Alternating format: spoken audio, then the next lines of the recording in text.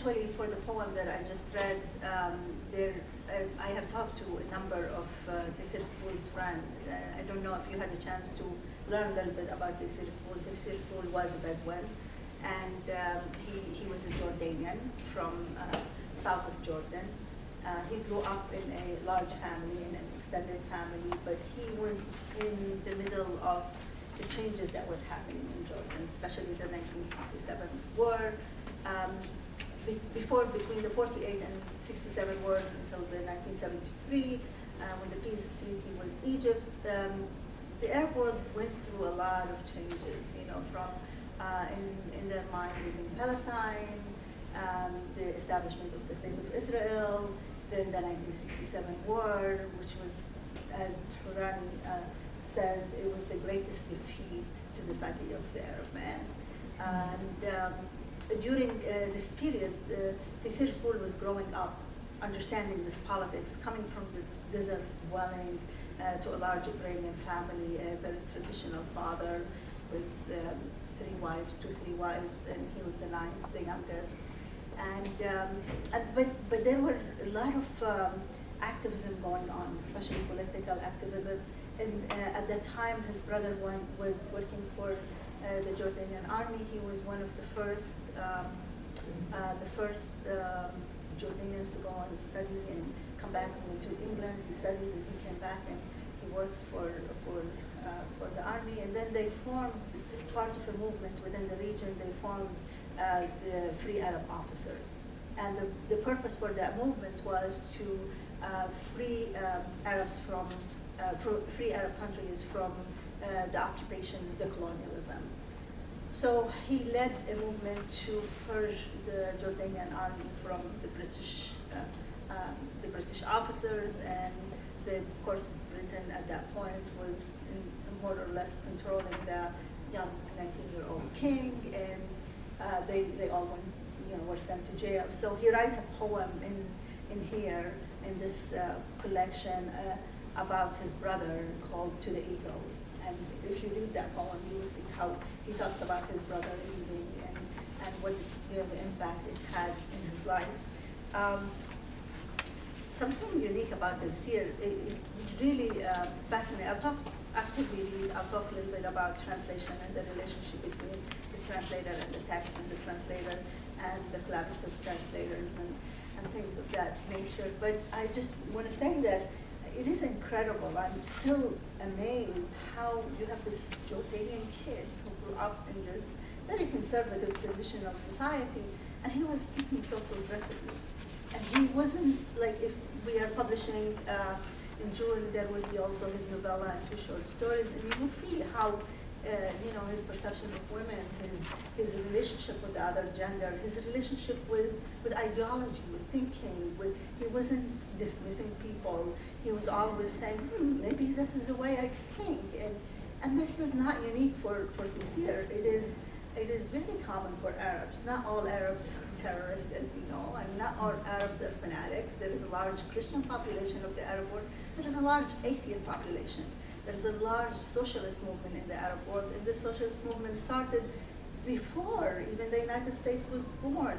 It started rooted in the relationship of Russia with, the empire, with the Arab world because of their relationship with Jerusalem as the place of Christianity. And so we have the Russian Orthodox Church that has its root and had missionaries, and a lot of, a number of the Levant writers translated the word literature, the Russian literature, into Arabic before they translated anything else. So there were relations, and these relations evolved and changed with time, and kind of coincided with Arabs seeking independence from Western colonial power that was controlling the region at the time. And from Lebanon, where Nadim is from, we have the most incredible thinkers who were under oppression, and they left from there and they went to Egypt, and that's where they established the press, and they established, they were the enlightened thinkers like Sheikh Ruslan, and then some of them moved here, as you know, Khalil Gibran and others. So there is this intellectual presence in the Arabic memory that we in the West are not highlighting, are not talking about. I mean, books sell because there is stereotype and people feed stereotype. We're not saying that that stereotype doesn't exist, because the stuff most of the stuff we have translated, it is Arabs who wrote it, so we cannot deny it. Najib Mahfouz wrote about the life in Egypt, but that's not all the Arab world. There is more to the Arab world than the Zuqaq al-Madaq or the work of Najib Mahfouz. So when we approached Michigan State University Press about the idea of translating alternative literature, engaging the writers themselves in these places and saying to them, what is it you want the world to read for you? What represents you? What is the literature that actually represents the place? And having that dialogue with them is really what led us to translate this one and whatever else we want to translate in this year. Their progressive ideas is really incredible, and even for me, who I consider myself, liberal or border liberal, whatever we become in whatever shape. When I read some of his work, and I was like, wow, this is like coming from Tafila, like saying, coming from Appalachia or Mississippi, nothing derogative about that, but they have their own culture, and being so progressive to see women as equal, and then knowing how to present it where it is so erotic, but it is still within the acceptable parameters of the norm of Arab. So he is not, we have a saying in Arabic, it says, يخدش الحياء العام. So he's not scratching into the public sense of decency. He is not attacking that. He knows, he pushes, and I can see him when I'm translating for him, right there on the edge, but he knows where to stop. Where the pressure is there, you can feel the pressure, but you still don't cross. So this poem I'm gonna read, he's gonna play beforehand, but I wanna just give you a little background. When I translated it, I sent it to a friend of mine who is a poet who became the co-translator of the series. He doesn't speak Arabic, by the way.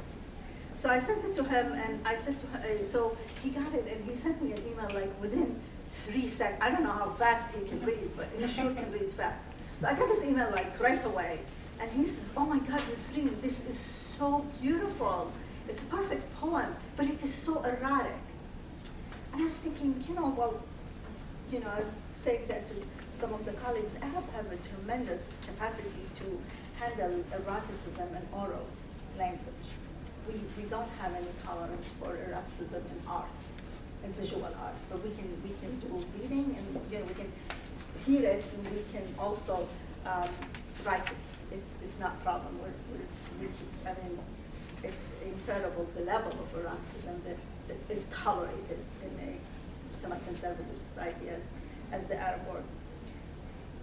There is something about the translation, because when you read it in the original language, you are in that mental framework of processing that language, understanding the culture.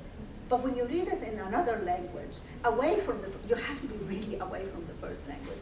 Then it's a different story, then you read it within the context of that culture. So I was surprised. I was like, yeah, but what's the big deal? Then I read the poem, and I was like, oh my God, that's really very erotic. So I needed to let you know that it's an erotic poem. One thing I want to also mention, linguistically, in Arabic, every animate or inanimate item has a gender. It's either male or female. So just for your information, for the purpose of this poem, the table is a female, and the chair is a male. Okay. So. Which one are you going to read? This is Asrar, the secrets.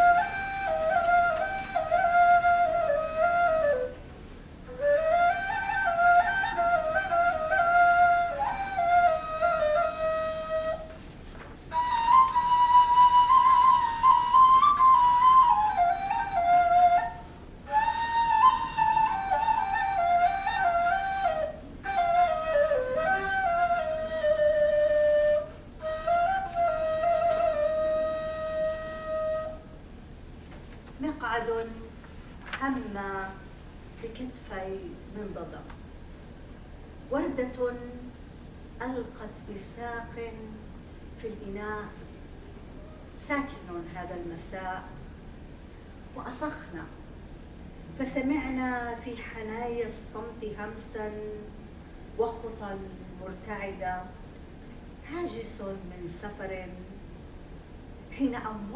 حين أومأتي رضا، هاج إعراق المكان رؤية المنتظر.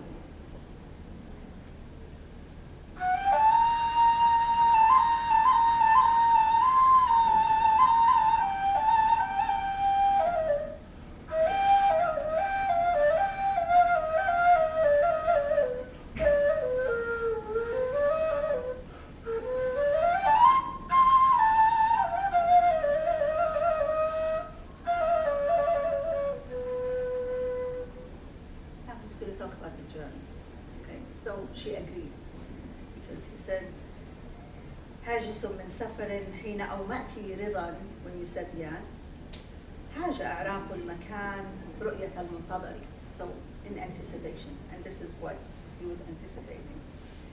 تبدأ الرحلة كف تتقرى ثم تغفو، ناعم هذا المساء، تخفق الوردة في جوف الإناء، فإذا الصمت يعاني من مخاض الحركة،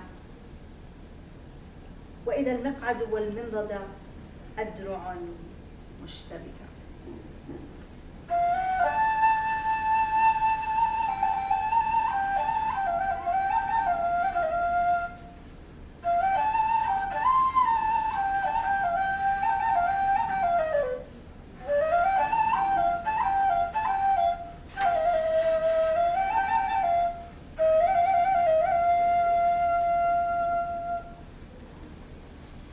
وإذا المقعد والمنضدة أذرع مشتبكة، ضيق هذا المساء برداء ضمه كالشبكة، علم الأسرار يدعوني ويصرخ كي أحل، إنه مضني وطواق وموجع، وأنا جد مولع، وحسيس النجد فوق الجسد رد في سمعي حنينا، قاد نقلات يدي في مجالات الليونة.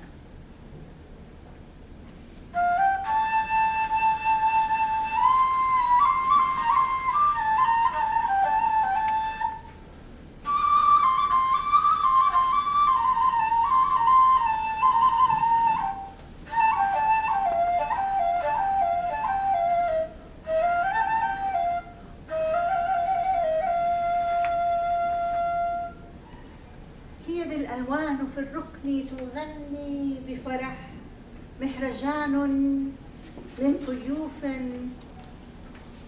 صاغها النسج الشفيف مثلما قوس قزح، وأصلي لك يا بنت الضياء، مغدق هذا المساء وسخي بالعطاء.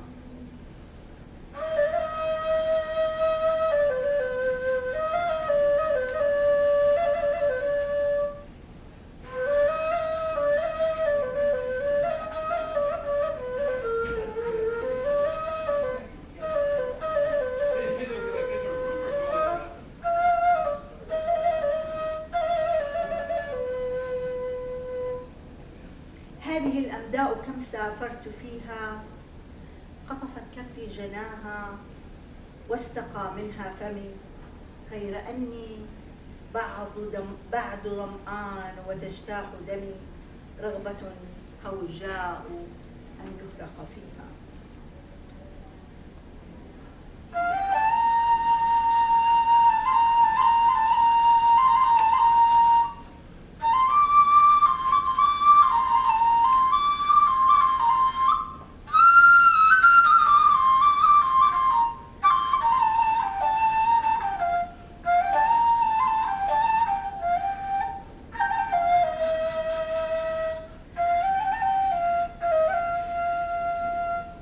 غير أني بعض ظمآن وتجتاح دمي، رغبة هوجاء أن يفرق فيها، فاسمعي هذا الدوي إنه يحجر في العرق قوي، إنه يشتاق أن يسكن فيك، إنه منك إليك.